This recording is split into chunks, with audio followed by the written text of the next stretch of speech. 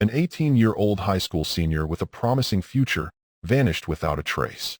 Her father, a respected man in the community, claimed she had run off in disgrace, a story the police quickly accepted. For 24 years, her mother lived with the monster who had created the lie, never knowing her daughter was imprisoned in a secret chamber just one floor below.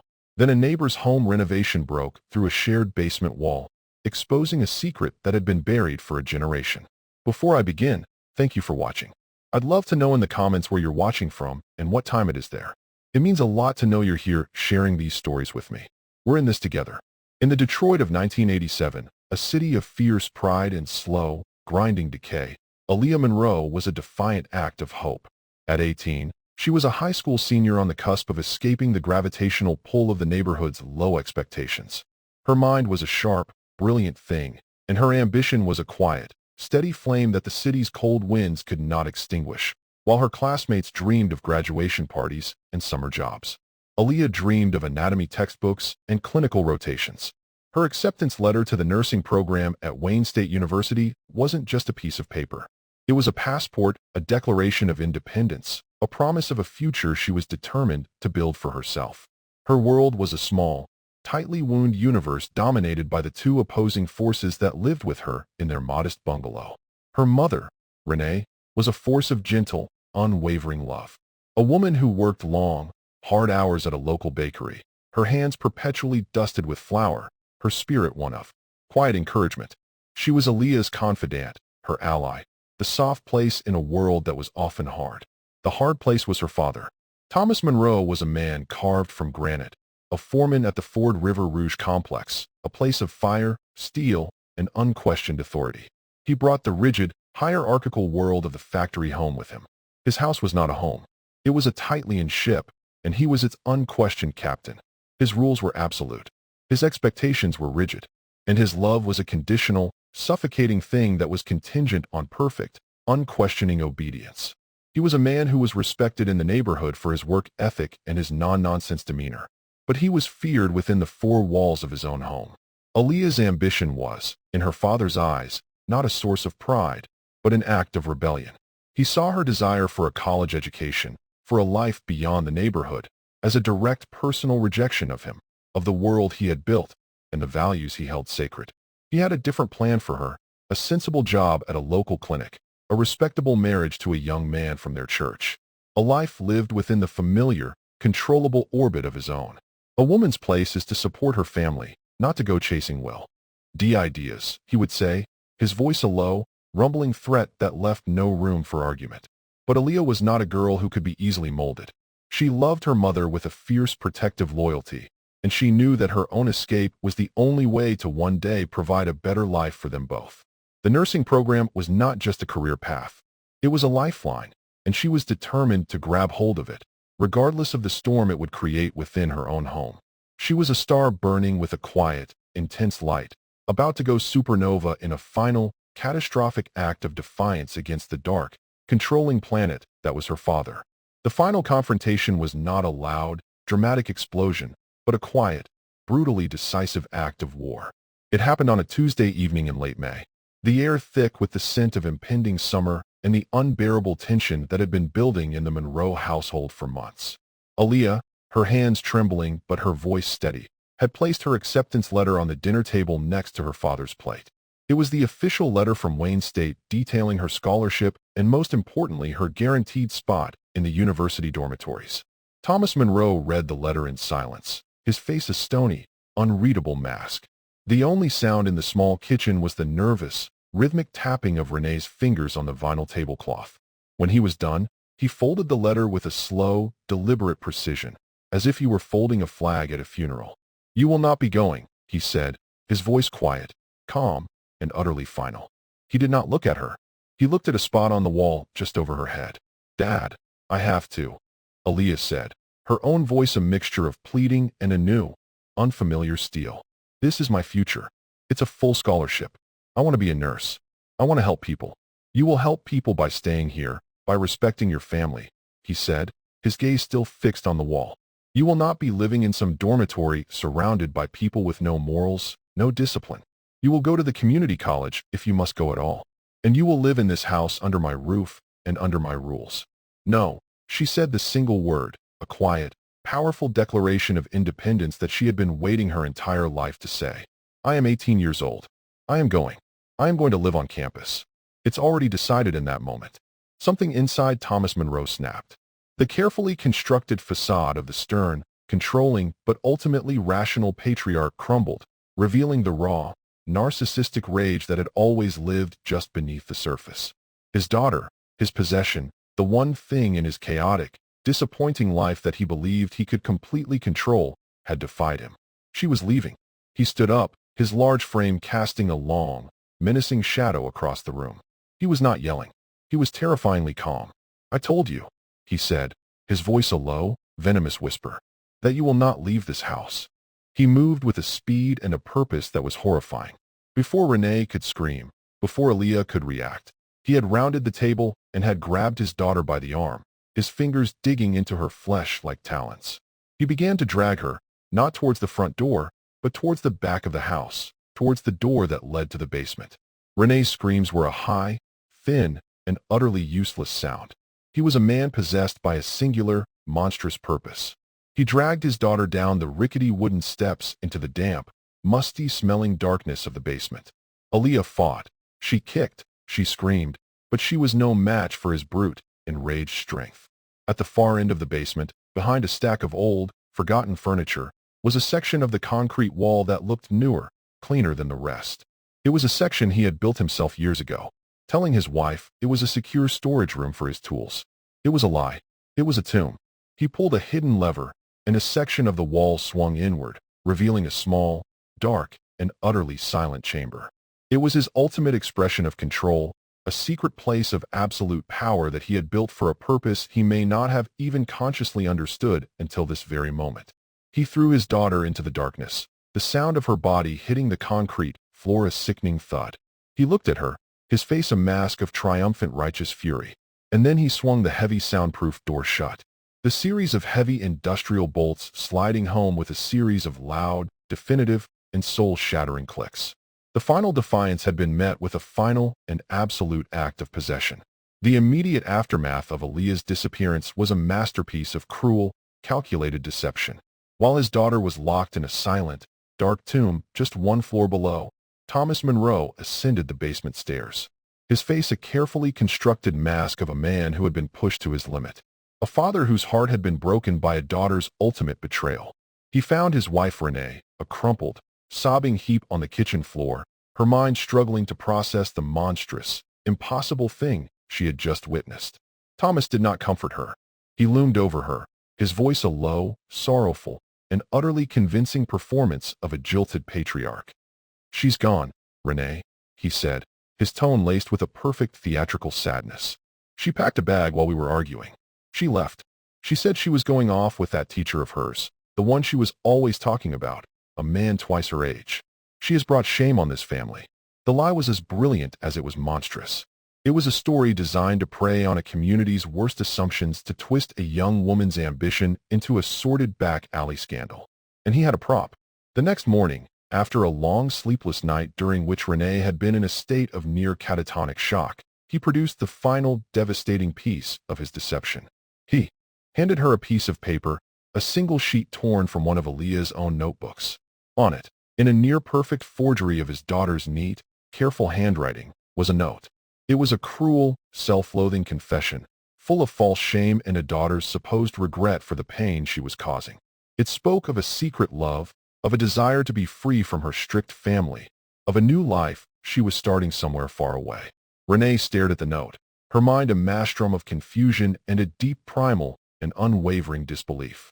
She knew her daughter's handwriting. This was close. It was terrifyingly close, but it was not hers. The loops were wrong. The pressure of the pen was too heavy. It was a perfect, soulless imitation of her daughter's voice. This isn't her, she whispered, her own voice, a raw, ragged thing. She didn't write this. Thomas, what did you do? Where is our daughter? His reaction was not anger. It was a performance of deep-wounded sadness. Renee, I know this is hard to accept, he said, his voice catching with a perfect false sob. But you have to face the truth. Our little girl has made a terrible mistake. She has shamed us. All we can do now is try to hold our heads up and move on. He had created the perfect closed loop of a lie. Any attempt by Renee to question the story would now be seen not as a mother's search for the truth, but as a woman in denial, unable to accept her own daughter's shameful, voluntary departure. Despite her own profound, gut-wrenching certainty that something was terribly wrong, Renee did what any desperate mother would do. She called the police. The case landed on the desk of Detective Michael Wallace, a man whose cynical worldview had been shaped by 2 decades of dealing with the city's domestic dramas. He arrived at the Monroe home to a scene that, to his experienced eye, was depressingly familiar. He saw a distraught, weeping mother, and he saw a stoic, heartbroken father. Thomas Monroe, the picture of a betrayed patriarch, calmly and sadly told him the story. He spoke of his daughter's rebelliousness, of her infatuation with an older man, of the terrible, shameful choice she had made. And then he handed the detective the forged note for Detective Wallace. The note was the final, definitive piece of the puzzle. It was a confession. It was a motive. It was a neat, tidy, and believable explanation for a young woman's sudden disappearance. He had a dozen other, more violent, more pressing cases on his desk. Murders without a motive, robberies without a suspect. This case, as sad as it was for the family, was in his professional assessment already solved. He listened with a practiced, weary patience as Renee pleaded with him, as she insisted that the note was a fake, that her daughter would never do this. He saw not a credible witness, but a mother who was simply unable to accept the embarrassing truth. "Ma'am," he said, his voice a tired, bureaucratic monotone. "I understand this is a difficult time, but we have a handwritten note. Your daughter is a legal adult. There is no evidence of foul play here. We will file a missing persons report, but this appears to be an embarrassing but ultimately voluntary family matter." He had, with a few dismissive and professionally logical sentences, closed the book on Aaliyah Monroe. He had accepted the monster's lie as the gospel truth. The world Aaliyah woke to was a world without light, without sound, without time. The basement chamber was a perfect 6 by 9 foot rectangle of sensory deprivation, a place designed to systematically dismantle a human being. The air was cold, damp, and still, thick with the smell of wet concrete and a faint chemical odor she couldn't identify. The darkness was absolute, a heavy physical presence that pressed in on her from all sides. In the first few days, or what she thought were days, her mind was a chaotic storm of terror and disbelief. She screamed until her throat was raw, her cries swallowed by the thick, soundproofed walls of her tomb. She beat her fists against the unyielding concrete until her knuckles were bloody and bruised. She was a caged animal fueled by a primal, desperate, and ultimately futile rage. Her captor, her own father, was a ghostly, terrifying presence. Once a day, a small steel panel at the bottom of the door would slide open, and a tray with a single gray piece of bread and a plastic cup of water would be pushed inside. He never spoke. He never showed his face. His only communication was this silent daily ritual of sustenance, an act that was a constant, powerful reminder of her absolute and total dependency on him for her own survival. This routine was the only thing that gave her a sense of the passage of time. One tray meant one day had passed, but the days themselves were a seamless, undifferentiated stretch of darkness. Her internal clock, deprived of the natural rhythms of light and dark, began to shatter. She would sleep for what felt like minutes, only to wake into a state of groggy exhaustion. She would stay awake for what felt like days, her mind a racing paranoid machine. The sensory deprivation began to take a terrifying toll. The silence was so profound that the sound of her own heartbeat, the rush of blood in her own ears, became a deafening, roaring symphony. The darkness was so complete that her brain, starved of visual input, began to create its own. She would see swirling phantasmagoric patterns of light, strange, ghostly apparitions that would flicker and dance at the edges of her non-existent vision. The outspoken, ambitious, and fiercely intelligent young woman who had been dragged down those stairs was being systematically erased.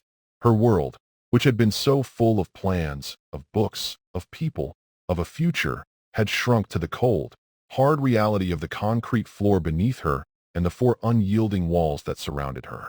But in the heart of that terrified, disoriented, and systematically broken young woman, a small, stubborn, and incredible, resilient ember of the old Aaliyah refused to be extinguished. She was a fighter. She was a thinker, and she understood with a dawning pragmatic clarity that if she surrendered her mind to the chaos, if she let the darkness and the silence consume her, she would die in this place. Her survival would not be a physical battle. It was a battle she had already lost. It would have to be a battle of the mind. Her body was a prisoner, but her intellect, her memories, her very sense of self were a sovereign territory that she would have to defend with every last ounce of her will. The cage was designed to break her spirit. She, in the suffocating darkness, made a silent, solemn vow.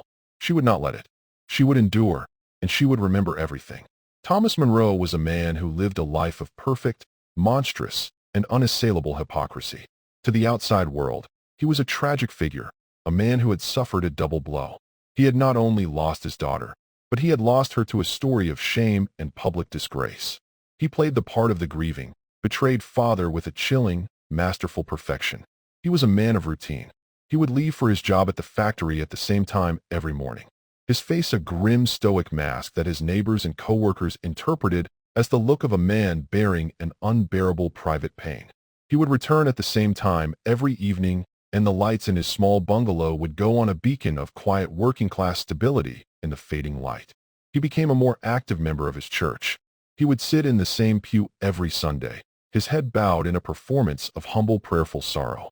The pastor would sometimes offer a special prayer for him, for his wife, and for their lost daughter, asking for peace and for forgiveness. Thomas would accept the sympathetic handshakes and the sad, pitying glances of the other congregants with a quiet, dignified grace. He was a pillar of his community, a man who was enduring an unimaginable family tragedy with a strength and a faith that was an inspiration to all. This was the man the world saw, a man to be pied, a man to be respected. The reality, the one that existed just one floor below the feet of his grieving, unsuspecting wife, was a secret that gave him a profound, intoxicating sense of power. He was the master of two worlds, the world of light, where he was the victim, and the world of darkness, where he was the god. His relationship with his wife, Renee, became a slow, quiet, and sadistic campaign of psychological torture. He knew she didn't believe his story. He could see it in her eyes in the quiet, stubborn way she refused to pack up Aaliyah's room, in her insistence on holding the small, pathetic vigils on their daughter's birthday, and her disbelief was a source of constant private satisfaction for him. It was a game, a silent, high-stakes battle of wills that he knew he was winning. He would use his lie as a weapon to control her, to deepen her isolation, and her grief. "You have to let it go, Renee," he would say, his voice a soft, sorrowful caress. "You are only hurting yourself by clinging to this fantasy that she was taken. You have to accept the truth of what she did. It is the only way we can heal." He was the perfect concerned husband, the man who was just trying to help his fragile, grieving wife move on. Every word was a lie. Every gesture was a performance. And every day he would perform the most monstrous act of all. He would go down into the basement to the hidden chamber, and he would deliver the meager meal that was keeping his daughter, the daughter his wife was grieving for, alive. The secret was his life's great defining masterpiece. He had not just imprisoned his daughter. He had successfully imprisoned his wife in a cage of lies and public perception. He had erased Aaliyah from the world, and he had done it so perfectly that the world had not only believed his lie, but had offered him sympathy for it. The monster was not hiding in the shadows. He was sitting in the front pew of the church, a Bible in his lap, a quiet, tragic hero in his own monstrous and perfectly crafted drama. For Renee Monroe, the years after Aaliyah's disappearance were a long, slow walk through a living nightmare. She was a woman trapped in a prison of a different kind, a prison of unspoken truths, and a grief so profound and so lonely it was a constant physical ache in her chest. She was living with a man she had once loved, a man who was the father of her child, and a man who she knew with an absolute gut-wrenching certainty was lying to her about the fate of their daughter. The forged note, the story of the teacher, the carefully constructed narrative of a daughter's shameful betrayal. It was all a lie. She knew it in her bones. She knew Aaliyah. She knew her daughter's fierce loyalty, her deep love, her unwavering ambition. The girl in her husband's story was a stranger, a grotesque funhouse mirror distortion of the child she had raised. But she was trapped. What could she do? She had no proof. She had only her intuition, a mother's instinct, a thing that the world and the police had dismissed as the hysterical fantasy of a grieving woman. To accuse her own husband, a man so respected, so prided in their community, would have been an act of social suicide. They would have called her crazy. They would have said her grief had broken her mind. And so she lived a life of quiet, desperate, and very lonely rebellion. Her first act of defiance was Aaliyah's room. Thomas, in his performance of a father trying to move on, had suggested they pack it up, that they turn it into a guest room. Renee had refused. Her refusal was not loud or angry. It was a quiet, unshakable, and absolute no. The room became her sanctuary, a time capsule of a life that she refused to let be erased. She kept it exactly as Aaliyah had left it. The nursing school pamphlets on the desk, the books on the shelf, the scent of her daughter Lynn, gathering faintly in the air. It was the one part of the house that felt true, the one part of the house where she could still feel her daughter's presence. Her second act of rebellion was her relentless one-woman campaign to keep her daughter's memory alive. She knew the police had given up, that the world had accepted her husband's lie. So, she became the sole keeper of the truth. She used her meager savings from the bakery to print flyers, the ones with the proud, hopeful face of her daughter on graduation day. She would post them herself in the dead of night.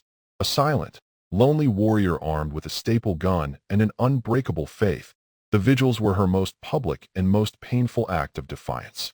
Every year on Aaliyah's birthday, she would stand on the steps of their church, a single candle in her hand. The crowd dwindled with each passing year. From a supportive throng of neighbors in the first year to a small, pathetic handful of her closest friends by the eighth. She knew they came more out of pity for her than out of any real belief in her cause. They saw a woman who could not let go, who could not accept her daughter's shame. But she didn't care. The vigils were not for them. They were a message, a signal she was sending out into the universe, into the darkness, a quiet, unwavering promise to her lost child. I'm still here. I still believe in you. I will never ever stop looking for you. It was a lonely war fought against an enemy she lived with and a lie the whole world believed. The most insidious form of torture in Aaliyah's captivity was not the darkness or the silence or the hunger. It was the sound. The basement chamber was not a perfect, hermetically sealed void. It was a part of a living, breathing house in a living, breathing neighborhood, and the faint, muffled sounds of the outside world were a constant, agonizing reminder of the life she had lost. She could hear the rumble of the furnace kicking on in the winter, the distant, cheerful jingle of an ice cream truck in the summer. She could hear the sound of rain, the howl of the wind, the percussive, rattling thunder of a passing freight train. These sounds were her only calendar, her only connection to the turning of the seasons, to the rhythm of the world. But they were also a source of exquisite pain. Every sound was a ghost of a memory. The sound of children laughing on the street would transport her back to her own childhood, to a time of scraped knees and carefree afternoons. The sound of music, a faint bass heavy thrum from a passing car, would remind her of dancing, of concerts, of a life that was once filled with joy and motion. The agony of proximity was the cruelest torture of all. Her prison was not in a remote, isolated cabin in the woods. It was in the heart of her own community, a cell hidden within the familiar, comforting geography of her own life. And from that cell she could hear the sounds of her own family, of her own life, moving on without her. She would lie with her ear pressed to the cold concrete floor, the best conductor of sound, and she would listen. She could hear the heavy, familiar tread of her father's footsteps as he walked across the kitchen floor above. The sound, once a source of childish fear, was now the sound of her jailer, a constant, terrifying reminder of his presence, his power. The most unbearable moments were when she heard her mother. She would hear the faint, muffled sound of her mother's quiet sobbing, a sound that would usually come late at night when she thought her husband was asleep. The sound was a dagger in Aaliyah's heart, a shared grief that she was powerless to comfort. She would cry her own silent tears in the darkness, a daughter mourning for her mother's pain. She heard the holidays. She would hear the faint festive sound of Christmas music from the living room radio. She would hear the murmur of voices when her aunts and uncles would come for Thanksgiving dinner. Their laughter a hollow, painful echo of a family life she was no longer a part of. She was a ghost in her own home, a silent, invisible presence at her own family's celebrations. One day, an event occurred that was a new and special kind of hell. She heard the sound of a crowd gathering outside. There was the sound of a preacher's impassioned voice over a crackling megaphone, the unified, powerful sound of people singing a hymn. She recognized the song. It was a hymn they sang at her mother's church. Her heart began to pound, a wild, frantic bird in the cage of her ribs. It was a vigil, a prayer vigil for her. She scrambled to the part of her cell that was closest to the front of the house, and she pressed her ear to the wall. The voices were clearer now. She could hear her mother's friends. She could hear her pastor. And then she heard it, a voice that was as familiar to her as her own heartbeat. Her mother's voice. Renee was speaking to the crowd. Her voice amplified, strained with a grief that cut through the thick walls and straight into Aaliyah's soul. Aaliyah could not make out the words, but she could hear the love, the pain, the fierce, unshakable resolve. Her mother was out there. She was fighting for her. She had not believed the lie, a scream, a raw, primal, and desperate sound built in Aaliyah's throat. She wanted to beat her fists against the wall to make a sound so full of her own pain and love that it would shake the very foundations of the house. "I'm here, Mama. I'm right here. I'm alive." But the scream died before it could be born, strangled by the memory of her father's one chilling threat. He had made it early in her captivity. He had told her that her silence was the only thing keeping her mother safe, that any attempt to make a sound would be a death sentence for the one person she loved most in the world. He had turned her love for her mother into the bars of her own cage. And so, as she listened to her mother's voice, a voice that was both a beacon of hope and a source of unbearable pain, she clamped her hand over her own mouth, her own sobs silent, racking shakes in the dark. The years passed, and the Aaliyah Monroe file settled into a deep, undisturbed slumber in the cold case archives of the Detroit Police Department. For Detective Michael Wallace, now a man in his late 50s, his face a permanent mask of weary resignation, the case was a ghost he rarely encountered. The city, in its relentless, brutal way, had provided a steady stream of new ghosts to replace the old ones. Every year or so, a small, insignificant event would briefly disturb the dust on the file. A local newspaper on the anniversary of her disappearance might run a small sentimental piece about the mother who won't give up. Wallace would see the article, see the familiar, determined face of Renee Monroe, a woman who seemed to be aging in dog years, her grief a visible physical weight. He would feel a brief, uncomfortable flicker of something that might have been professional regret. He would wonder for a fleeting moment if he could have done more, but then he would push the thought away with the grim, practiced logic of his profession. He would pull up the original file, scan the initial report, and the old familiar narrative would reassert itself. 18-year-old adult, a forged note, a plausible, if sad, story from the father, a domestic issue, a closed loop. The conclusion was still the same. She had run. The mother was just a woman in denial. It was a story he had seen 100 times. The system was designed to reinforce this kind of conclusion. A case without a body, without a crime scene, without a witness, was a case without a budget. It was a dead end, a drain on resources that were desperately needed for the active solvable cases, the ones that had a chance of ending with an arrest and a conviction. The Aaliyah Monroe file was a statistical write-off, a ghost in a machine that was programmed to forget. Wallace's cynicism was not a personal failing. It was a professional survival mechanism. To care too much about the cold cases, the ones that were all question and no answer, was a direct path to burnout, to madness. He had to focus on the tangible, on the evidence he could hold in his hand, on the witnesses he could interview. He had to believe in the system, in the grim statistical probability that guided his every decision. But sometimes late at night, when the squad room was quiet and the ghosts of his long career would come to visit, the Monroe case would whisper to him. He would remember the raw, absolute certainty in Renee Monroe's voice. He would remember her insistence that her daughter was not the kind of girl to run off, that something terrible had happened. He had dismissed it as a mother's grief. But what if it hadn't been?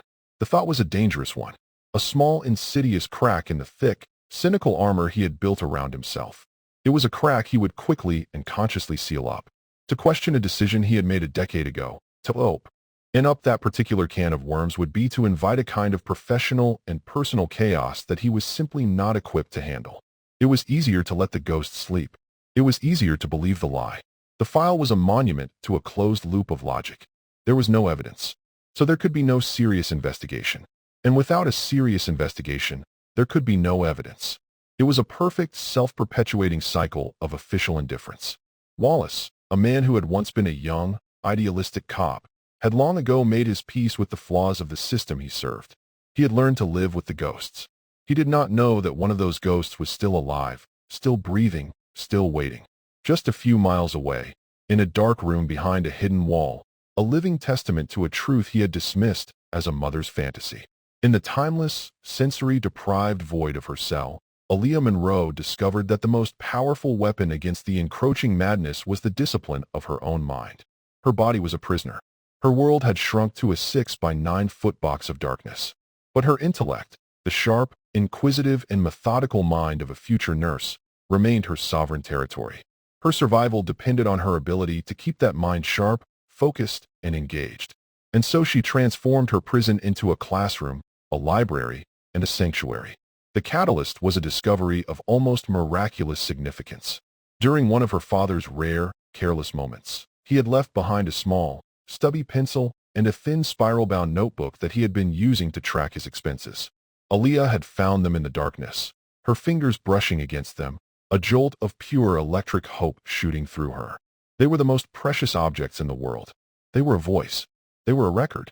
They were a connection to the world of light and of reason. She hid them in a small, loose crack in the concrete floor, her secret treasure, and she began to write. Her journal became her lifeline, her sanity, her act of ultimate defiance. In the absolute darkness, her handwriting was a clumsy, sprawling scrawl, but the words were a testament to the clarity and the resilience of her mind. She began by keeping a record. She was a nurse in training, and she would chart the course of her own long sickness. She started with the date, or what she calculated the date to be. She created a calendar on the back page of the notebook, a series of small, neat marks, a desperate, disciplined attempt to hold on to the passage of time. And then she began to document. She recorded every visit from her father. She wrote down the time, the duration, the meager food he brought. She transcribed his rare, chilling words, his quiet, cruel pronouncements. Her journal was a meticulous, damning, and absolutely accurate piece of evidence, a witness statement that she was writing in real time for a trial she was not sure would ever happen. But the journal was more than just a record of her captivity. It was a place where she could keep the other, more important parts of herself alive. She would spend what she thought were her waking hours writing down her memories, a conscious, deliberate act of defiance against the erasing effects of her imprisonment. She would write about her mother, describing her face, the sound of her laughter, the feeling of her hand. She would write down her childhood memories, the small, beautiful moments of a life that now felt like a distant, impossible dream. She was not just indulging in nostalgia. She was actively, strategically refusing to let her father erase her past. And she would write about her future. She would fill pages with her dreams of being a nurse. She would write out the procedures she had learned in her high school anatomy class. She would design the layout of the small, clean apartment she had dreamed of one day sharing with her mother. The journal became her sanctuary, her best friend, her silent paper and graphite confidant. It was the one place where she could be free. It was the one place where she was still Aaliyah Monroe, the ambitious student, the loving daughter, the future nurse. Her mind, fueled by the act of writing, of remembering, of dreaming, remained sharp and clear. While her body grew weaker, her intellect grew stronger, honed by the daily disciplined act of survival. She was a scholar in a dungeon, a historian in a tomb. Her father could chain her body. He could starve her of light and sound, but he could not touch the intricate, powerful, and beautifully complex world of her mind. And in that secret handwritten journal, she was not just surviving. She was bearing witness. She was creating the one single irrefutable piece of evidence that would, if it ever saw the light of day, be the key to her own liberation and to her captor's final and absolute damnation. The years bled into one another, and the world outside the Monroe house changed in ways that were both subtle and profound.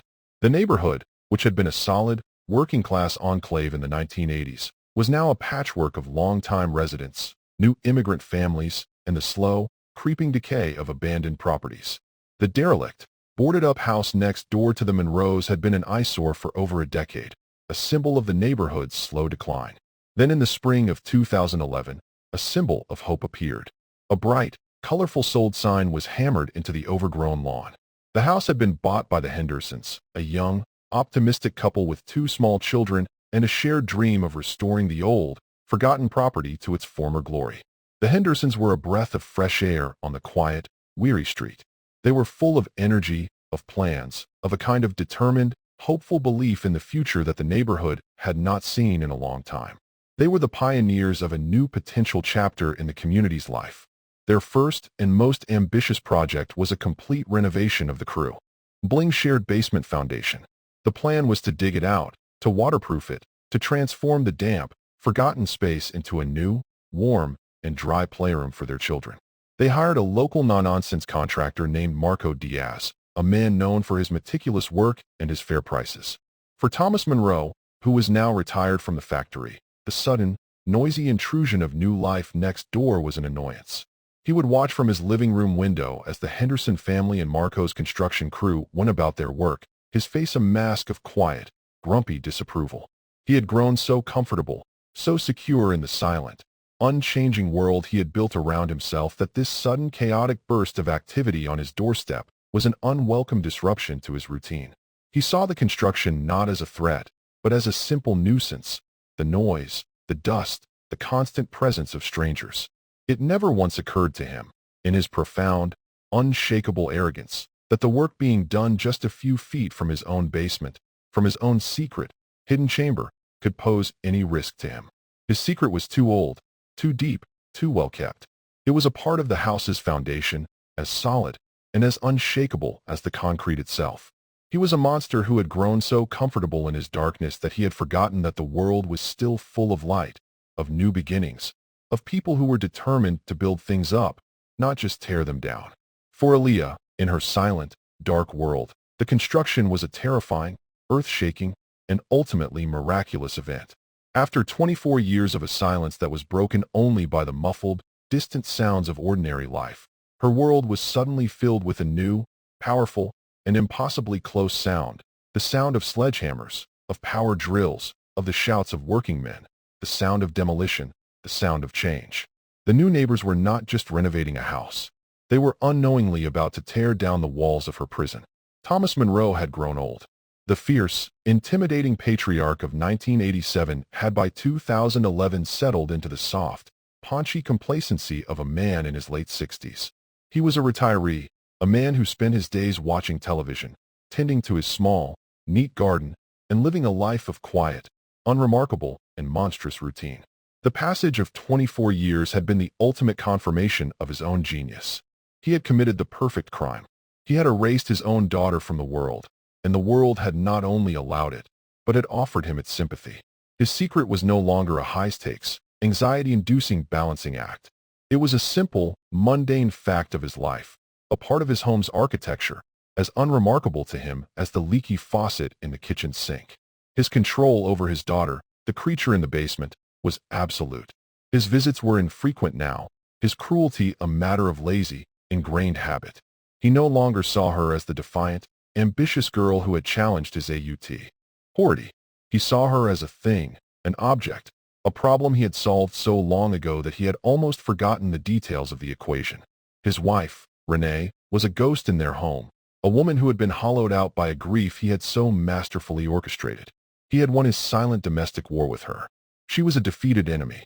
Her quiet, sad vigils, a pathetic, harmless reminder of his ultimate victory.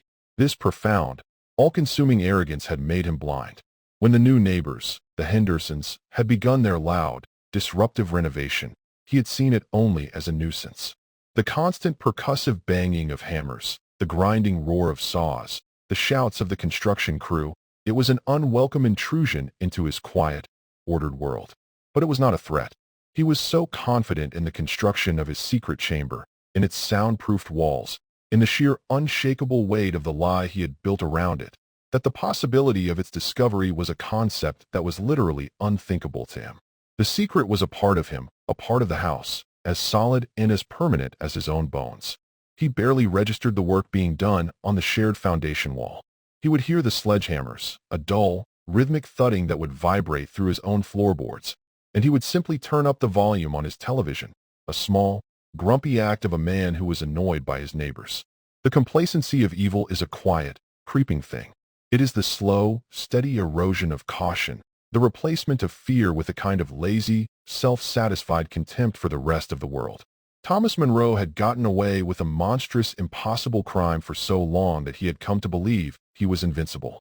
He was a god in his own small, dark universe, a man who had successfully bent reality to his own twisted will. He had forgotten that the real world, the world of physics, of structural engineering, of nosy neighbors and diligent contractors, was still out there just on the other side of the wall, and it was about to come crashing in. The work on the Hendersons' basement was a brutal, noisy, and thankless job. Marco Diaz, the contractor, was a man who believed in doing things the right way, and the foundation of the old, neglected house was a mess. His crew, a team of strong, hard-working men, spent days breaking up the old, cracked concrete floor and reinforcing the crumbling cinder block walls. The shared wall between the Henderson and the Monroe properties was the biggest challenge. It was a thick pre-war foundation, a solid wall of cinder block and mortar that had stood for the better part of a century. According to the original city blueprints, it was supposed to be a single solid structural wall. On a Tuesday morning, the crew began the noisy, dusty work of breaking through a section of that wall to install a new modern drainage system. The lead man on the job, a young, powerful man named Hector, swung a 16-pound sledgehammer, its heavy head, striking the wall with a deafening, percussive crack. He swung again and again, the rhythmic, brutal impacts echoing through the hollow subterranean space. On the fourth swing, something unexpected happened. The sledgehammer broke through the cinder block with a sudden, jarring ease. But instead of revealing the dirt and rock of the earth behind the foundation, it punched through into an empty hollow space. "Whoa!" Hector yelled, stumbling forward, the unexpected lack of resistance throwing him off balance. "Marco, you better come take a look at this." Marco Diaz came over, his face a mask of professional curiosity. He shone his powerful work light into the hole his man had just created. On the other side was not earth, but another newer-looking wall of plaster about 1.5 feet behind the one they had just broken through. There was a void between the two walls. "What the hell is this?" Marco muttered, more to himself than to his crew. "This ain't on the blueprints. It's a false wall, a hidden room." His first thought was a practical structural one. This was a problem, a big one. An undocumented architectural feature like this could compromise the integrity of the entire foundation. His second thought was one of pure, unadulterated curiosity. He had been renovating old Detroit houses for 20 years. He had found all kinds of strange things behind walls, old newspapers, Prohibition-era liquor bottles, even a small forgotten safe once. But he had never found a whole secret room. He and his crew began to clear away the rubble, widening the hole. Their conversation a low, excited murmur. The mystery had broken the monotony of their hard physical labor. As they worked, a new sound began to filter through the hole they were creating. It was a faint, rhythmic, and deeply unsettling sound. Bang, bang, bang. It was a slow, weak, but deliberate and insistent sound. It was coming from the other side of the inner plaster wall. It was the sound of something or someone hitting the wall from the inside. A sudden cold silence fell over the construction crew. They all stopped what they were doing and just listened. Bang, bang, bang. It was not the sound of a trapped animal. It was not the sound of shifting pipes. It was the sound of a signal. The sound of a person. Marco Diaz felt a cold, prickling sensation on the back of his neck. The kind of gut feeling that a man learns to trust over a lifetime of working in the dark, forgotten corners of a city. He looked at the faces of his men, their own expressions, a mixture of fear and a dawning, horrified comprehension. He didn't hesitate. He pulled out his cell phone, his own hands, the hands of a man who worked with heavy machinery all day. Trembling slightly, he dialed 911. "Yeah, my name is Marco Diaz," he said to the dispatcher, his voice a low, urgent, and incredibly steady whisper. "I'm a contractor. I'm at a house on Elm Street. We just broke through a foundation wall into a hidden room. And I think there's someone trapped inside. You need to send someone right now." The unwitting witness, the accidental hero, had just made the most important call of his life. The response was a steady and controlled escalating urgency. The initial 911 call was routed as a suspicious situation, a vague, low-priority dispatch. 2 uniformed officers were sent to the scene, their mood one of bored professional skepticism. They arrived at the Hendersons' house to find Marco Diaz and his crew standing in the front yard, their faces pale, their work forgotten. Marco led the officers down into the basement and showed them the hole. As they stood there in the dusty, half-demolished space, they heard it too. Bang, bang, bang. The sound was faint, weak, but undeniably human. The 2 officers exchanged a look, their skepticism instantly evaporating, replaced by a jolt of pure professional adrenaline. This was not a false alarm. This was real. One of the officers got on his radio, his voice no longer bored, but tight, urgent, and clipped. "Dispatch, be advised. We have a confirmed situation at the Elm Street location. We have an unknown individual, possibly a captive, behind a sealed wall. We need backup, detectives, and EMS on the double." The call went out, and the quiet residential street was suddenly flooded with the flashing lights and the screaming sirens of a full-scale police response. The case, because of its connection to the old cold file, was immediately kicked up to the desk of Deputy Chief Michael Wallace. He was at a meeting at headquarters on the verge of his own retirement when his secretary interrupted him, her face pale. He took the call, and as he listened to the details, the address on Elm Street, the hidden room, the sounds from inside, a cold, heavy dread, a feeling of a ghost from his distant past returning to claim a long overdue debt settled over him. The Monroe case, the father, the note, the mother who would never give up. He drove to the scene himself, his mind erasing chaotic maelstrom of memories and a dawning horrifying sense of his own catastrophic 24-year-old mistake. When he arrived, the scene was one of controlled tactical chaos. The Monroe house was surrounded. The police, after a brief, tense standoff with a shocked and belligerent Thomas Monroe, had secured a warrant and had entered his home. Wallace went straight to the basement. It was a dark, cluttered space filled with the accumulated junk of a lifetime. And at the far end, just as the contractor had described, was a section of the wall that was clearly, undeniably, a hidden door.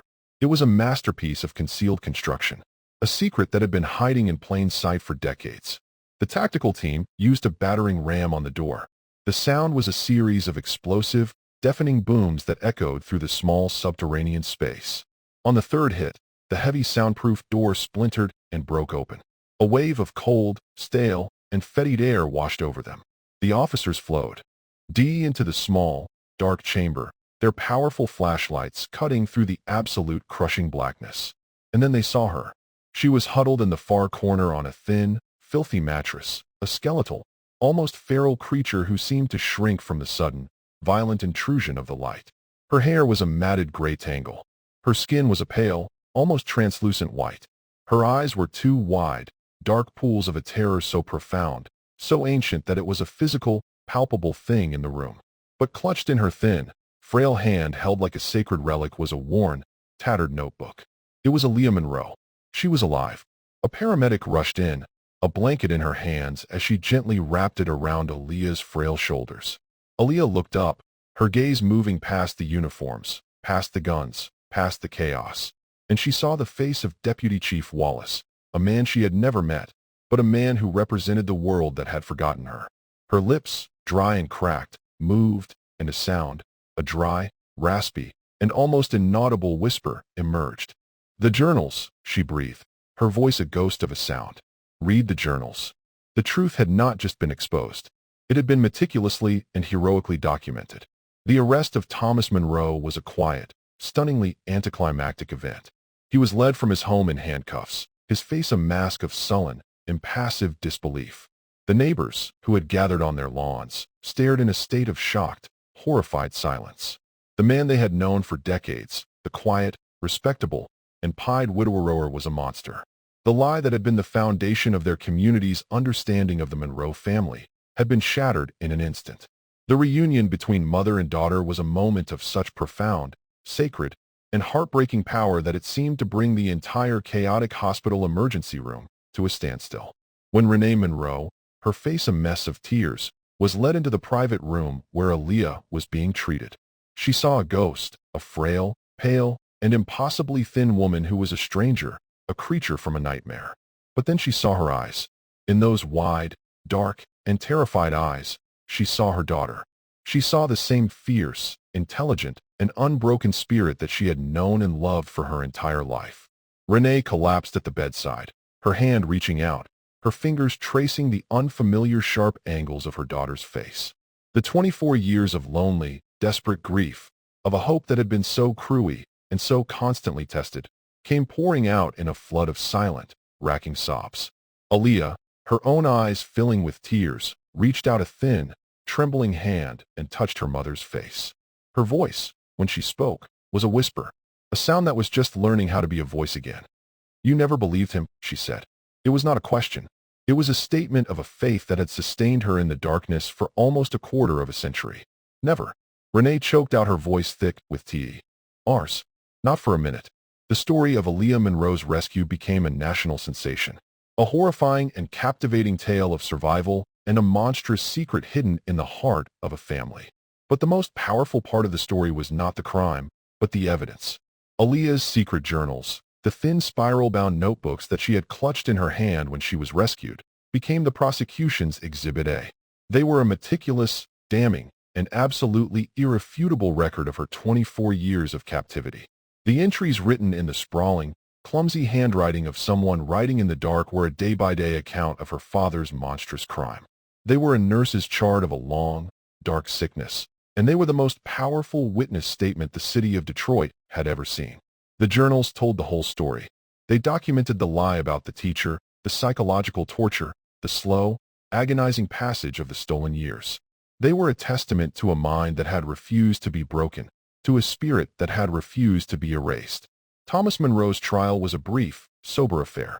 Faced with the irrefutable handwritten evidence of his own daughter's journals, there was no defense.